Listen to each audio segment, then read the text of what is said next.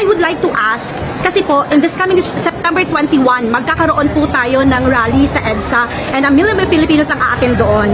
Would you think, Vice, ito po bang pananawagan po ng taong bayan ay makakatulong po para po maibsam yung korupsyon na ito or wala rin namang patutunguhan? Ma'am, hindi ko po alam kung yung organization sa EDSA. Ang masasabi ko po at aaminin ko, yung organization ng Peace Rally sa Davao City, sa amin yun. Tulong-tulungan namin ng mga taga Davao City at yung mga kaklase ko noon, kung ako'y nag-aaral pa, yung rally sa Davao City. Hindi ko alam yung rally sa EDSA at yung rally sa National Capital Region. Kung makakatulong pa ba ito para makinig ang gobyerno, sana, yan ang dasal natin lahat, di ba? Dahil ayaw natin ng kaguluhan, tsaka ayaw natin yung mga tao pumupunta sa lansangan dahil naaabala sila, naaabala yung mga hindi sumasali. Pero siguro ito na talaga yung paraan para ba marinig nila dahil malamang siguro pag isang boses lang tulad ko, boses ko lang, ay sasabihin lang nila, ay hindi, politika lang yan. Pero pag ang mamamayan na yung nagsabi sa gobyerno, mga mamamayan na wala sa pwesto, ang magsabi sa gobyerno na mali ang ginagawa ninyo at wala kayong ginagawa sa problema, sana makinig sila. Ang tanong na lang dyan, ma'am, alam ba nila kung ano yung dapat nilang gawin? Babalik na naman tayo doon sa kapasidad ng kanilang pag-iisip. Babalik na naman tayo doon sa sagutin nyo muna yung public care follicle drug test para malaman talaga natin kung nasa tamang pag-iisip sila. Diba? So, pwede, simulan natin. Magsabi ang taong bayan, hindi namin nagugustuhan ang mga ginagawa ng gobyerno. Tingnan natin, pag hindi pa maayos yung sagot dyan, meron na talagang dapat siyang gawin. Sagutin niya yung drug allegations sa kanya. Shout out sa Reaction Vlog, YouTube channel. Please like and subscribe. Mabuhay kayo.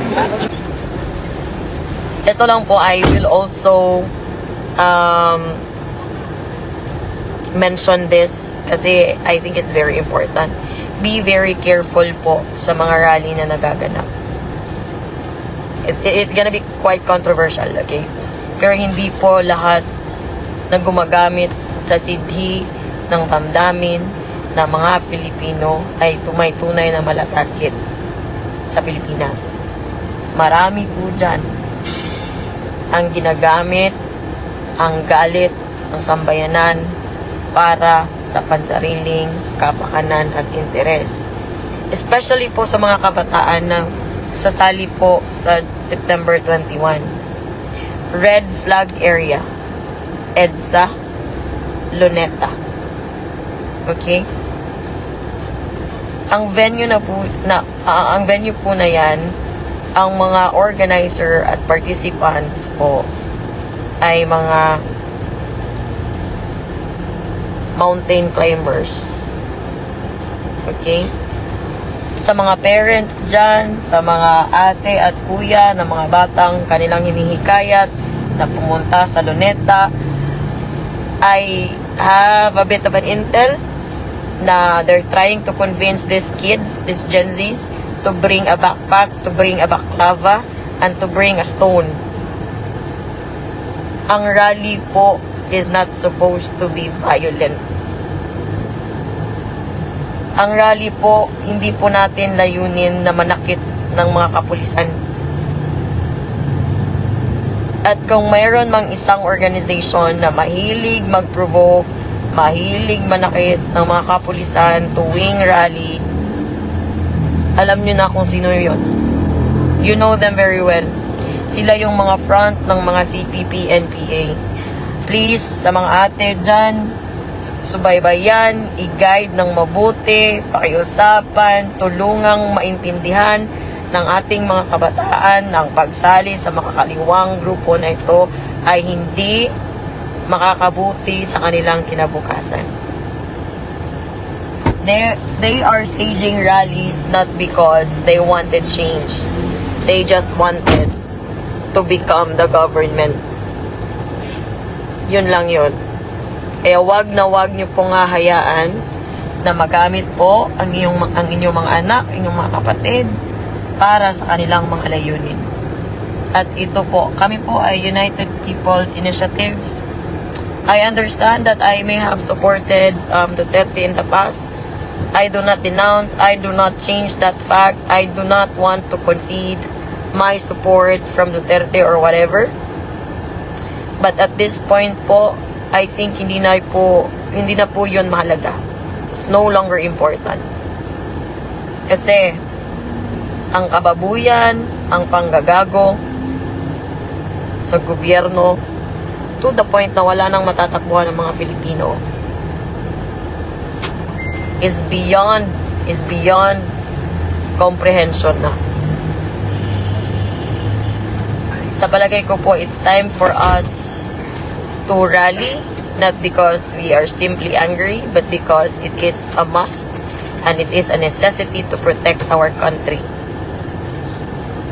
And protecting our country does not equate to have our children, to have these kids, to have these Gen Zs used by this leftist for their personal interest. Huwag niyo pong hahayaang masaktan ang mga bata sa rally. Huwag niyo po silang hayaang sumali sa mga rally ng makakaliwang grupo, mapapahamak po sila. Ang rally po ng mga United People's Initiative ay mapayapa po. Right? We are very peaceful. The police are our friends. The military are our friends. The ex-generals are our allies and friends. Hindi po natin kaaway ang mga police. Do not provoke the police kasi wala din po silang choice kundi gawin ang trabaho nila. But part of that job description is for them to protect us. So bottom line, they may have some specific work orders, but at the end of the day, if push comes to shove, they will protect us. So, hindi po sila ang ating kaaway. Again, let's not allow po na ang mga Gen Z, ang mga kabataan po, ay pumunta sa rally ng mga makakaliwa. Gagamitin lang po sila at masasaktan sa rally. Mas maayong gabi sa inyong mga tagalog. Sa lahat po ng mga Tagalog, maayong gabi sa inyong tanan. I'll make this short and simple. When I heard that you guys are here, how can we not support you guys? How can we not? When we arrived, you and I arrived earlier, tapos nalaman namin nandito kayo, we decided to go and visit and to support you guys because you deserve the support. You deserve the support because ako mismo, nakikita niyo naman kami ni Tio, di ba? Halos araw-araw hindi kami tumitigil. Because this is not the Philippines I want my children to see in the future. Di ba? This is not the Philippines I envision, no? So it's about time that we stand. Kung kami nga na taga Mindanao, taga Davao, na andito ngayon to support, sana ho kayo mga nanonood, pumunta kayo dito at sumuporta. Because it's about time. Really. Huwag na natin antayin pa na kung ilang pesos pa ang mawala. Ilang pang buhay. Alam mo, I'm a very, very passionate person, no, when it comes to House of Hope. Alam niyo yung House of Hope, di ba? Nakikita niyo sa mga posts ko, yun yung aking advocacy. Imagine these children, as young as 4 years old, battling cancer. Mas sila ang kailangan ng tulong, mas kailangan ng funding. Hindi ba lang nila matulungan? Yung mga magnanakaw dyan? Grabe. So, I hope this is now the time to support and open your eyes. Come and join this cause. Maayong gabi sa inyong tanan. First and foremost, I'd like to say thank you to all of you guys na nandito ngayon. Kanina, sinabihan ko si Pao na gusto ko umiyak dahil nakikita ko yung passion sa inyo ba na nakikipaglaban talaga kayo, nakikibaka para sa bayan. para sa Diyos at sa bawat pamilyang Pilipino. So, sa mga viewers natin ngayon at sa mga tao na nandito ngayon, an ordinary Filipino worker earns 500 more or less bawat araw. Ang kilo ng bigas, 60 more or less. So 500 minus 60, 440 na lang. Pamasahe, 100, 340 na lang. Ulam, 200, 140 na lang. 140 ang natitira sa isang pamilya. Ang 140 na yan, hindi yan kasya, hindi yan enough. Hindi yan enough para buhayin ang 3 anak na nag-aaral everyday, or kung nagre-rent ka dahil wala kang sariling bahay. And alam nyo ba, sa mga viewers na nanonood ngayon, na kung ang ordinaryong Filipino na 8 to 10 hours nagtatrabaho araw-araw ay nag-earn lamang ng 500 more or less in a day, ang mga politiko po natin nag-earn ng millions a day. Dahil yan sa scheme of corruption na embedded na sa institution kung saan sila nagtatrabaho. Halimbawa, ang House of Representatives. Di ba? Yung ginagawang investigation ngayon, hindi lang ano yan it's more of like a PR stunt to make it appear that this administration is doing something to combat the corruption that is currently crawling in our country. Pero if i-dig deeper natin kung ano talaga yung ganap within that investigation, it's more of pointing fingers, putting all the blame to those people na pwede nilang i-blame para sila ay magiging absuelto. At yan ang ginawa ni Martin Romualdez. As you can see, nag-resign siya in the middle of the anomalous flood control projects. And you know what, people? Resignation does not exonerate someone from criminal and civil liabilities. So dapat siyang managot. Dapat niyang sagutin ang taong bayan kung saan niya ginastos ang billions of money na ginawa niya sa BICAM, sa yung mga budget insertions na ginawa niya under his leadership sa House of Representatives. At kung sa nakikita ninyo ngayon, ang nangyayari is, they are putting all the blame to the Dutertes. They are trying to link everything. For example, in the anomalous flood control projects, hinahanapan nila ng butas na ma-connect sa mga Duterte para doon sila na naman yung ipi-blame. Diba? Yan yung nangyayari ngayon. Ang ngayon kay VP Sara, yung mga contractors, they are trying to connect again the name of VP Sara sa mga contractors. Kasi nga, wala na silang ibang diversion. Gising na ang taong bayan. Ngunit, even if gising na ang taong bayan, nakikita din kasi natin gaano ka-abusive ang government natin ngayon. Say for example, ako, personal experience ko lang. I received 3 cases na I am one of those few people na legally harassed. Same with Joey. Dahil ang gusto nila ay tumahimik kami and maging complicit sa ginagawa nilang pambababoy sa pera ng taong bayan. At sinabi ko kanina sa speech ko na ang ordinary Filipino citizen is earning 500 sa salary niya on a daily basis. May tax pa yan.